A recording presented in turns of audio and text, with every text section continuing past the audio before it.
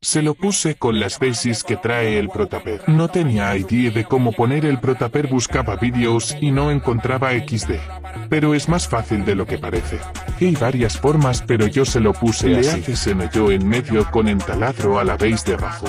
Luego poner el mismo tornillo que trae los manubrios originales en ese hoyo que se hizo con el taladro y lo enroscar en el mismo hoyo que queda cuando quitas el manubrio Erigel.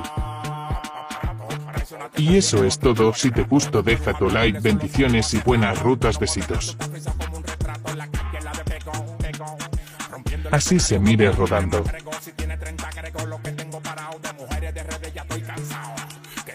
Y así sin espejos.